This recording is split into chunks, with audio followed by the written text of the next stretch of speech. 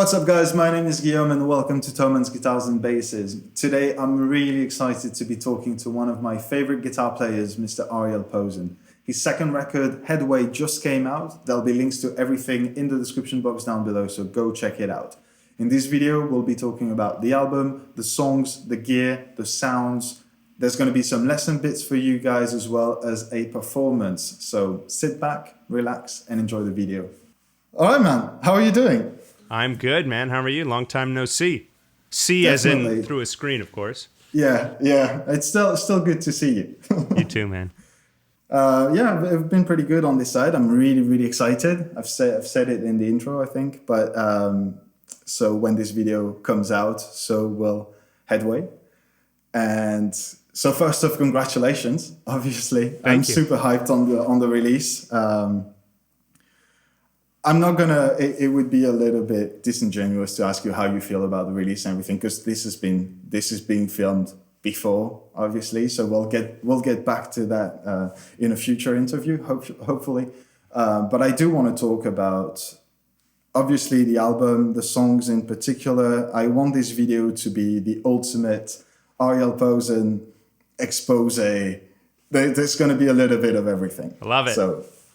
Really pumped. I'm going to get into it and starting with the album as a whole, I'd say, before diving into specific songs. And so I really loved it. And I guess partly because to me, as I told you before, it sounds a bit more personal. It sounds a bit more like you. And what I meant by that was that however much I loved your first record, and I really loved it, this one felt to me when I started listening to it, it was like, oh, okay, that's his sound, that's his song sort of architecture, that's his kind of progression.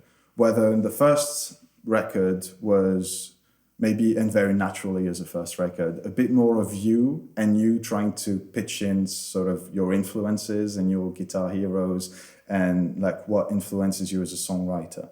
So I guess the question is, am I completely off? Or did you also feel that sort of progression into something that you felt more comfortable with? No, man, you couldn't be more correct. I think I definitely have a voice as a guitar player, but to find your voice as a singer-songwriter and an artist, I think it takes some time. And like, look at any band, look at any artist, and you see how they've evolved from their first record, second. It always kind of. And I don't know that it's so much evolving as just getting more comfortable. Like, we did the first record, and then I was on the road for 2 years playing those songs and writing new songs. And then a lot of the songs on Headway I've been playing live. So I was just a lot more just comfortable in my own skin. It's not even that I was like confident. I was just more sure of myself. I wasn't questioning everything, and I just had a clearer sound in my head. Yeah. Sonically, like arrangement-wise, it wasn't, an active thought of like, this needs to be so different from Headway. Sorry, from How Long. From How Long, yeah. It was just a stepping off point. It was just, that was what I did. Here we are now. I think of it as a very similar wheelhouse. Just certain production elements, or maybe certain sonic textures are evolved. I definitely tried different things for sounds. And the writing, I think, in my opinion, if I had to judge myself, and I'm my biggest critic, of course, I do feel better about the songwriting. I am proud of the songs on How Long, but I just feel like hopefully it's just a bit of a level up. Step up. Yeah. So staying on the sort of broad topic, I think I picked up different tunings throughout the record. Some open stuff, some standard stuff. But I was wondering if through this writing process or recording process, you kind of saw yourself also gravitating toward one tuning more than the rest of them, or if you're still, navigating and just going wherever the wind takes you. A little of everything, man. But I've always enjoyed open tuning. Creatively speaking, and as a writer, it just inspires ideas that don't come from standard tuning, and that can just be chord shapes, chord progressions, they just the way you play them come out a little differently, and that inspires different ideas and stuff like that. And there's some specific songs we can get into that definitely came from messing around in a specific tuning that I could not have written if I wasn't in that tuning. It's You, for example, is a song that came from I was in open G, but it's not actually open G. It's the same open like E intervals that I'm using, but I capoed up so that G was the open, right? Okay. And that was just this very hammer-on, pull-offy kind of Taj Mahal-esque, I guess, if you want to think of it that way. Yeah. Thing that it just doesn't work in standard tuning because each time you lift off, it's that chord, it's the root, which is the key of G. Yeah. So stuff like that was ultra specific. Songs like, Heart by Heart and Nobody Else and Did You See It Coming and What Are We Doing Here? A lot of those were written on that guitar or like in that tuning in a lower register. Okay. I just wouldn't have heard them otherwise. Something about,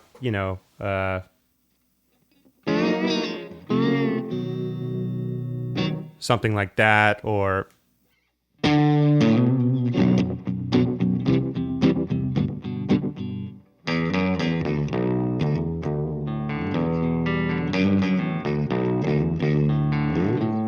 it just wouldn't have come out the same way in standard. I have all these songs transcribed for people so if they do want to learn it, they can get down to the nitty gritty and find the exact. And thank you position. for doing that because I for one appreciate it very much. But it's like we're diving into more specific songs, and there's a bunch of bits here and there that I want to talk about. Really, every time I listen to a new song, I'm like, oh, okay, I can do that guitar sound with this and this and that, and it's usually pretty straightforward. And then I heard It's You. I was like, it just sounds like Van Halen playing a ukulele. I don't know what is that. Is it an acoustic guitar? Is it a resonator? Is it what kind of effect? Is it just a phase or what's up there? So now that I've got you, what is that? Well, I'm so glad that that's your response because that's what I was going for. And Van Halen playing a ukulele, love that. So that is. I'm glad you love. That's my resonator. Okay. So the setup specifically was a resonator.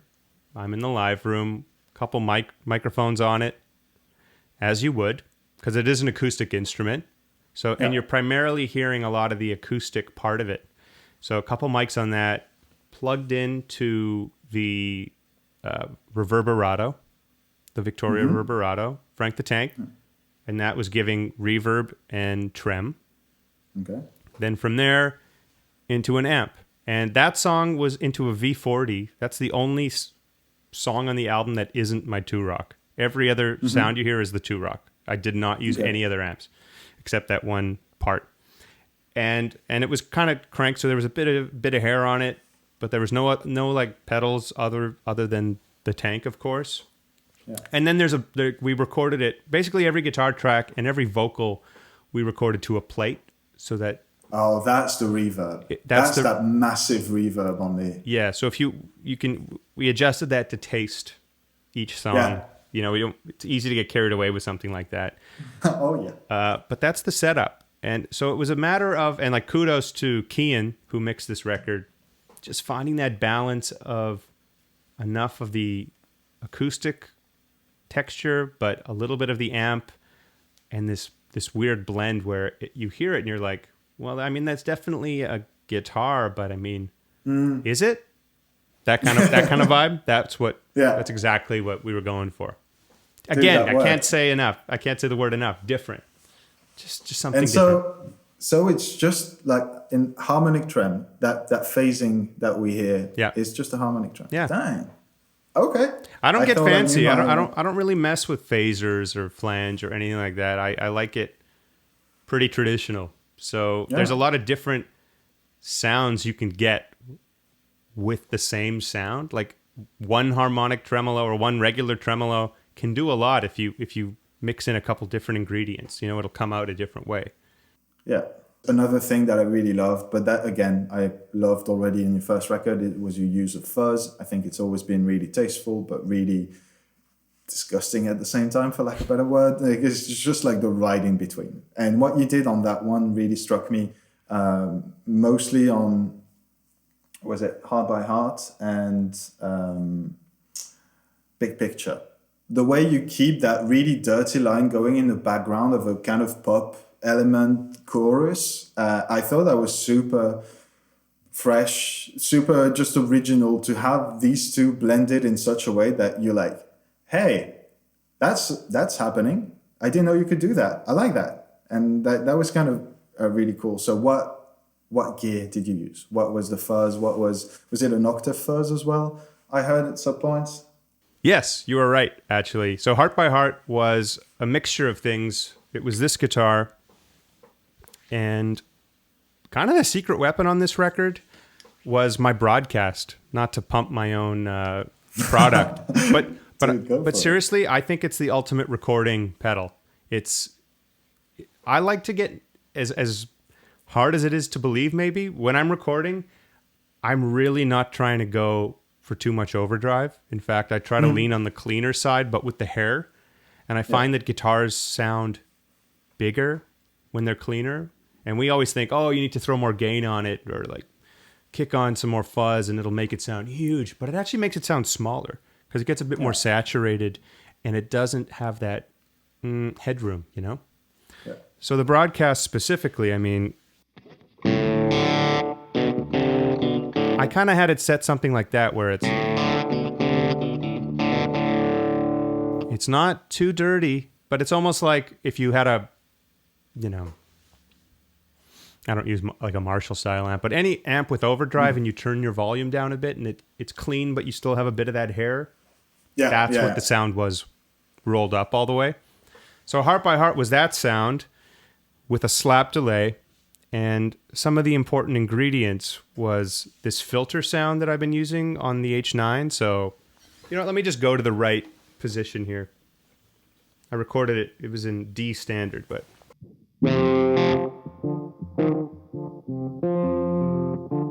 And that filter thing just kind of softens the blow in some ways. And then it was the Mythos Argo, which is like a cob. Which is an octave up, but a bit beefier. So that solo... Yeah.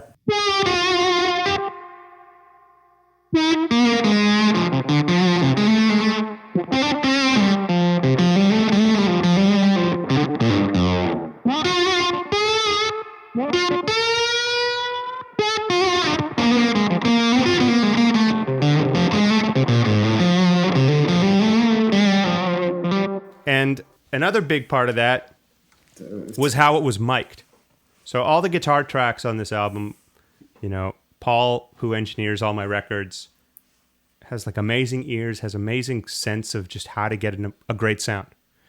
And he uses a combination of close mics, of course, but I insisted that I wanted to have a room mic going for every guitar track. So just like we recorded everything to a plate, I specifically wanted to have a room mic going that we could work in to taste as well. Yeah. So Heart by Heart specifically, and there's some other songs like where we use the room mic almost as a boost pedal, if that makes sense. What are we doing here, for example? That solo has 3 tiers where it kind of builds up in intensity. And to do that, we actually just kicked up the room mic each time. And it served that effect rather than kicking on more gain. But Heart by Heart, you're hearing a big part of that room mic, which gives you that crispier, wider, explosive sound. What was the other song? Big Picture, you were saying, right?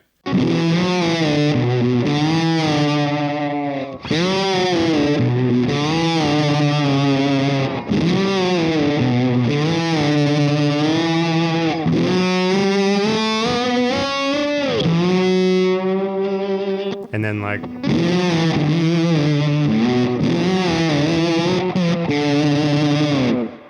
Oh man, that line. But what makes a part like that special is the clean part against it. So first of all, there's the fuzz, but there's also...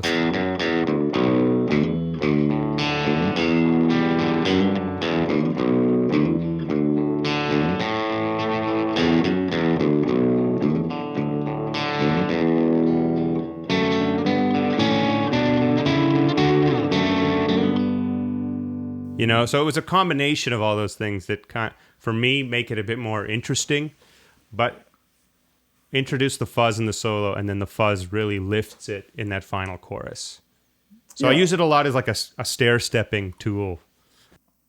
But it works, and that's, we were talking about textures earlier, and that constant sort of tension and release, and always have something to top what you just did. You don't want to give it all away within the first 20 or 30 seconds of the song, obviously. Thanks, man. Dynamics. I mean, the dynamics and the headroom are the most important thing, and I know people associate fuzz with the thing that you just kick on and go crazy and send it on home with the biggest sound possible. But I think fuzz at the same time can be used as like an always on, like this sound.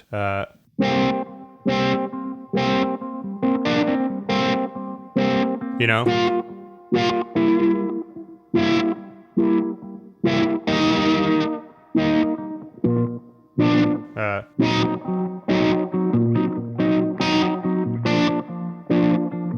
Like that's just fuzz with that same filtery sound. I'm just excited to hopefully someday see you play them live. Hell yeah, man. 2025. No. Do not jinx it. Do not jinx it. No, I mean, there are plans. There are plans to come where you are already. Yeah. Everything, as you can imagine, got moved. And keeps being in flux. It's hard to make plans. But there is... I have dates in hand that specifically say Germany, and there are more than a few dates, but it's just a matter of when it's confirmed, and we know that life can go back to that state again. So, of course, I'm looking forward, and hopefully sooner than later. But since you have the guitar out, you seem to be all plugged in and everything. I wanted to touch up a little bit on guitar technique and guitar theory to some extent. Sure. My problem is I was really scratching my head as to what I was going to ask you that you haven't been asked yet. I don't want you to do the same thing all over again. And you've done so many slide guitar videos and slide masterclasses and all of that stuff. And that's really cool. And I really strongly advise you guys to go check all of that out. But I didn't want to offer the same thing again. So I thought this time I'm going to do it differently. So I thought maybe there's a secret formula. Maybe there's a progression of a 6-1-3 or 6, the magical Ariel Posen progression that we haven't heard of. Well, I definitely have progressions that I'm guilty for liking to use, and specifically on this record, I tried to get away from some of the ones that I hit really hard on How Long. So I tried to use a lot less 4 minor chords. I tried to use a lot less 1, 2 major, 4, although there is one song, I'll Be Finding You, that guilty. You have to allow yourself some of that as well. But actually a progression that I used a couple times, It's You, Big Picture, Sometimes You Lie. There might be a couple other ones. I didn't play the same chords note for note, but I experimented a lot more harmonically. I was messing around a lot with 1 flat 7 2 minor, which are chords that I feel like I don't hear a lot of, but that would be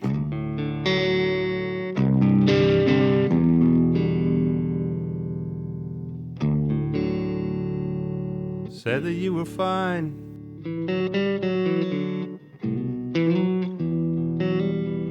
Or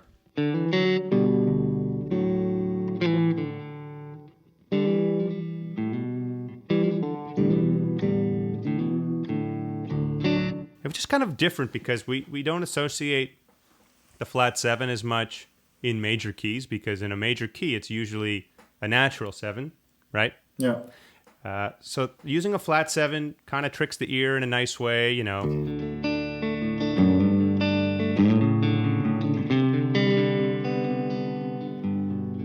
It's a nice harmonic element. And I think the 2 minor, I love a 2 major, but the 2 minor is a great substitute for the 6 minor. We all like to use. But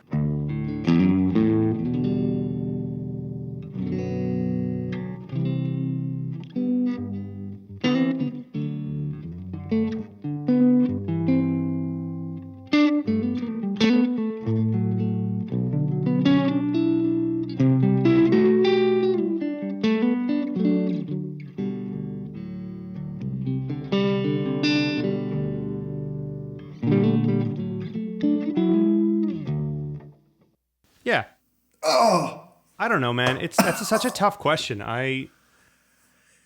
It's hard because it's very much, hey, look at yourself and what you've been doing too much of, and tell us about it. I know it's kind of putting you on the spot. I'm sorry about that, but I'm really interested, maybe more into, trying to get inside your thought process when it comes to writing guitar parts.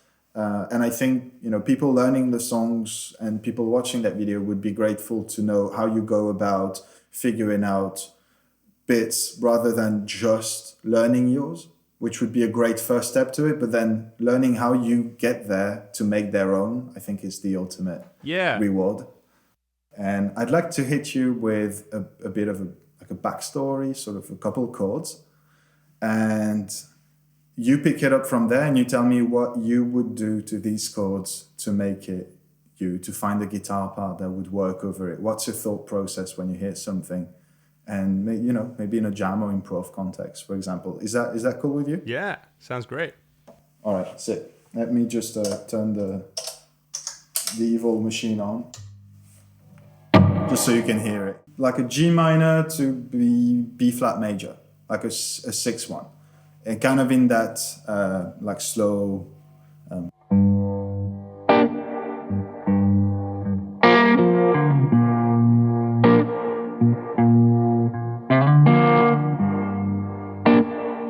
Like something that's really simple that any guitar player would be able to loop on their own. Where you hear that, where do you take it? Where do you want to take it? Where would I want to go from there? Yeah.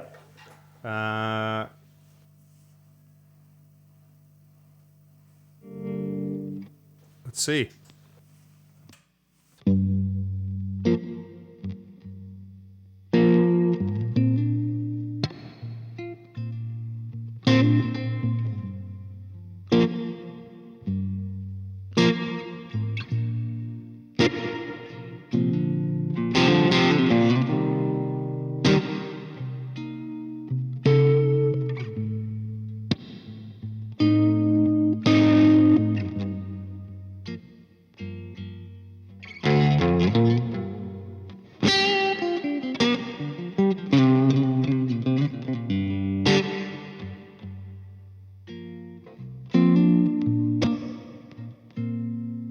I don't know why. I like that 2 minor.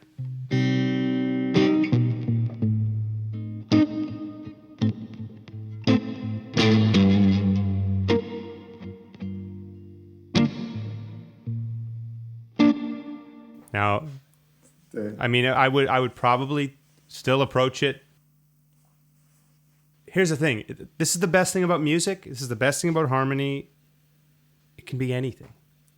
That was my honest instinct to go there. Yeah. But yeah.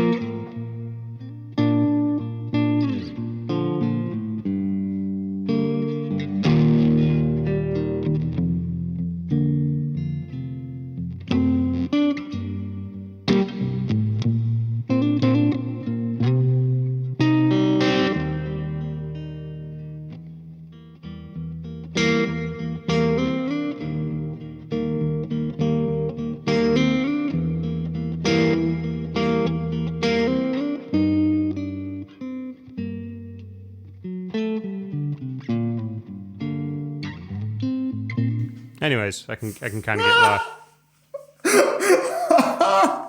Yes. Thank you. All right, man. I took these 2 chords and I was like, just low key before you started. All right, so I could resolve that with 4 and 5, and then you just took it to such a different place. I mean, my resolution was simpler for sure, but it works to some extent. But 4/5 would be perfect, man. 4/5 would be beautiful.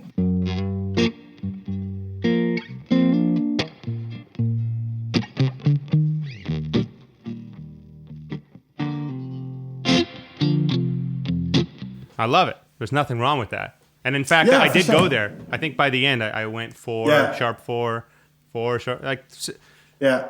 Here's the thing. I think there is no secret for music, but I think what connects the most is simple. What connects with people and like moves people and gives emotion to music are the simpler things. Sometimes the more complex doesn't necessarily mean it's going to move you more. It doesn't mean it might just give an element of, ooh, that sounds like smart or sophisticated, but it didn't really connect with me. It sounded impressive, but it didn't move me, you know? But you know what? I was going to say, I'll go back to a standard, so if anyone's kind of confused over these guitar shapes, it'll be easier. 1 second.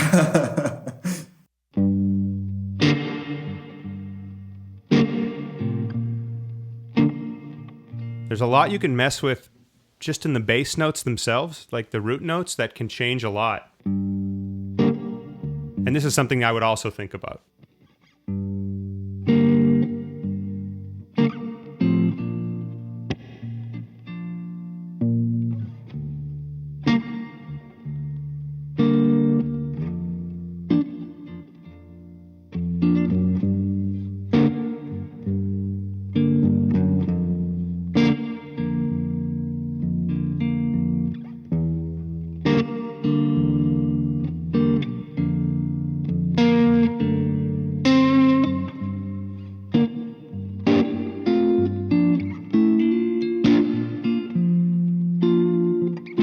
You know, it's the same chords, but if you start messing with where the bass note is, and it's really just kind of, that was a kind of a shit example, but Intro to Harmony and stuff like that explores the world of music so much bigger than what we think it is, and we realize there's so much more we can say with literally nothing more. Like the ingredients are already there. It's just a matter of being aware of how to use them and where to use them.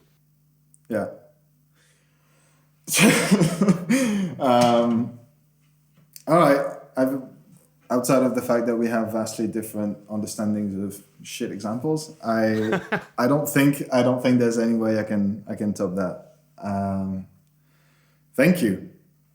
Just thank you for the record. Thank you for your time, for your generosity and knowledge, and just this was so cool. Oh, dude, thank you. It's thank you for having me. Such a pleasure. Anytime. It's always good to hang, chat. We'll do it again for sure.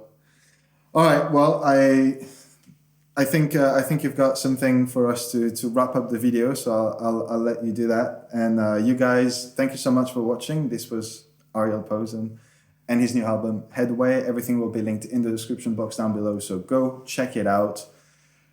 Keep making music, and I'll see you in the next one then. All right, man. Bye. I'm all tied down, lost in a maze. Can't seem to get out of my own way. Think I forget every day. Been so long since the good was gone. Carry me home, tell me everything will be alright.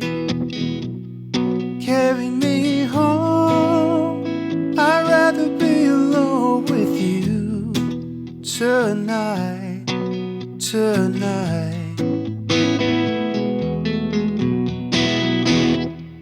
No one is left, everyone changed. Tell me what else there is to take away. All that I had lives in the past. Pick up the phone, get me off this road I'm on. Carry me home, tell me everything will be alright.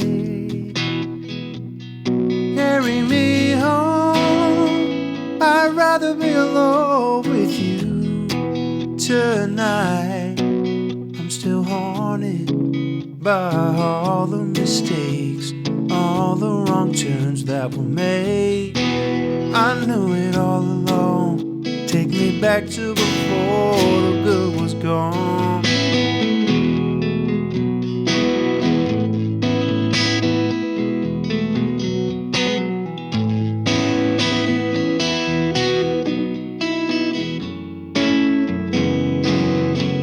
Carry me home.